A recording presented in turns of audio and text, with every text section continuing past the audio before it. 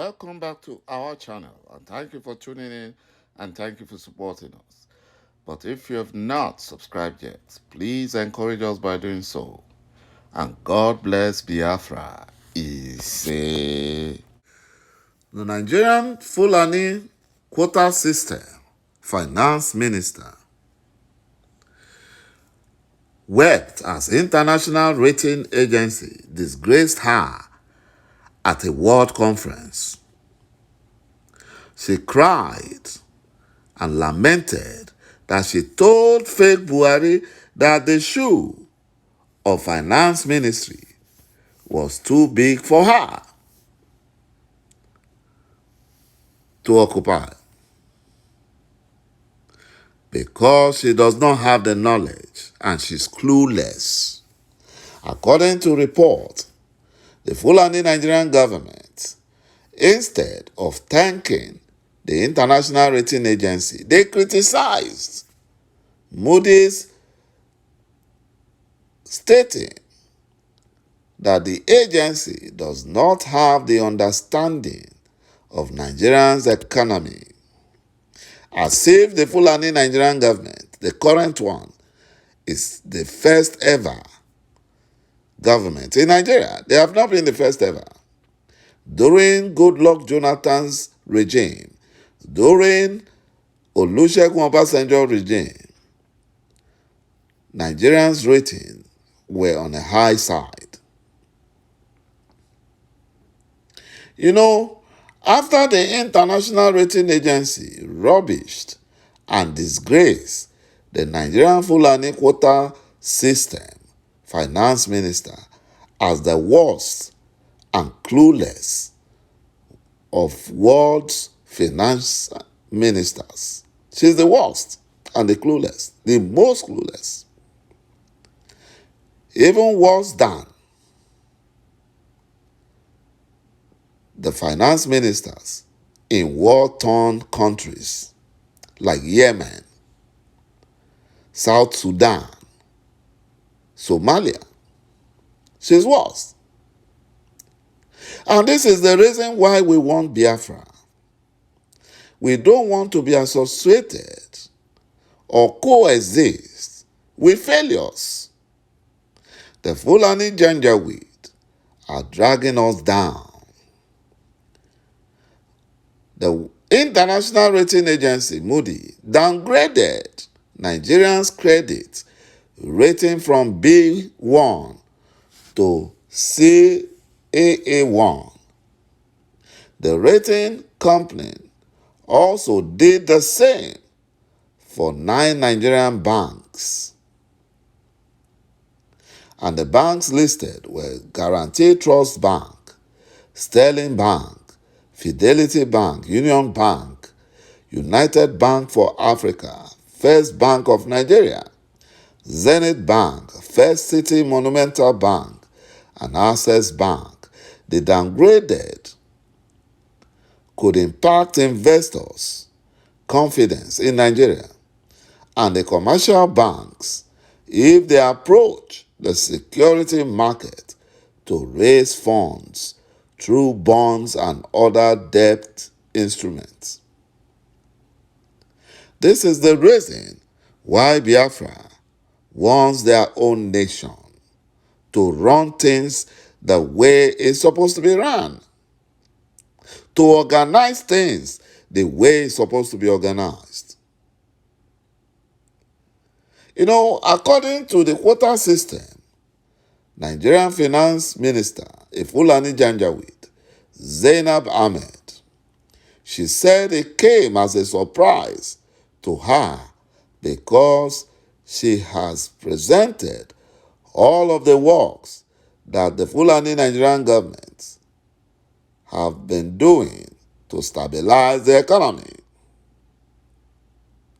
The quota system minister lamented that she warned fake BUHARI earlier that she was not qualified for the position as finance minister. But fake BUHARI forced her to accept the finance minister role because she's a Fulani Janjaweed. Ms. Ahmed cried that nobody should blame her because comparing her to QUELIFIÈ and other notable Nigerian finance ministers would not do anybody any good. You know, the impunity in the zoo is so much. Too much impunity. You know? And that is why things are not working. And that is why we Biafrans are calling for our own separate nation so that we can teach the Fulani Janjaweed how a nation can be made to work even without the vast resources they have in the zoo called Nigeria. You know, when the Vice President, Yemi Osinbajo, visited Malam Maman at his Dennis Osadebe Street residence in Abuja in February of 2022 to seek support for his presidential ambition, the old man clearly reminded the Vice President, Osinbajo, about an unwritten agreement to support Tinubu after Buhari's tenure. No wonder Tinubu insisted on Emilokan. You know, the major anti-Tinubu elements at the presidential villa today are President Buhari, that is the fake Buhari, Sani Zangon, Daura and Sabiu Tunde, who is Buhari's nephew. While Zango Daura, 85, is openly expressing his support for his fellow Fulani Atiku, Sabiu Tunde is clandestinely pulling the Buhari string like a skilled puppeteer. Zango Daura, a former minister under Obasanjo and notable Fulani Arewa elder, had always identified with the PDP until 2015, when Buhari won election, because the whole of Fulani Janjaweed betrayed Goodluck Jonathan. But Zango Daura, a close friend to fake Buhari, surprised the APC power brokers for supporting Atiku after eating for 8 years in APC government. That is why Fulani Janjaweed, they have no friends. They have no friends. And you cannot trust them. They will betray you. Just as they betrayed Biafran governors and politicians, promising them heaven and earth that they will make them president. But at the end of the day, they betrayed and disgraced Biafran governors and politicians. You know, it was Buhari's nephew, Sabiu Tunde, who allegedly persuaded Buhari to give military cover to the Biafra Efulefu Central Bank governor, Godwin Emefiele, to stave off the criminal DSS, working for Tinubu and El-Rufai from arresting him. Insiders said the criminal DSS sought court orders to investigate Emefiele for terrorism financing after they claimed that he gave intervention loans to suspected IPOB members. To rein in on Emefiele, the Tinubu scam got a willing tool in DSS, that is, the DG of DSS, Yusuf Binchi, because his wife and sons are under Tinubu's payroll, and they have been made party chieftain. As a pretext for avoiding arrest, the Central Bank governor left Nigeria on an annual leave and returned after clearing the coast.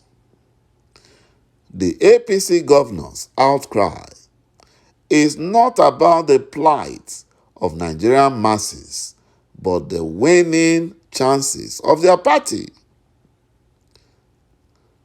One thing is clear in this drama: Emefiele's elections, if Naira swap, is as politically motivated as DSS plan to charge him with terrorism financing.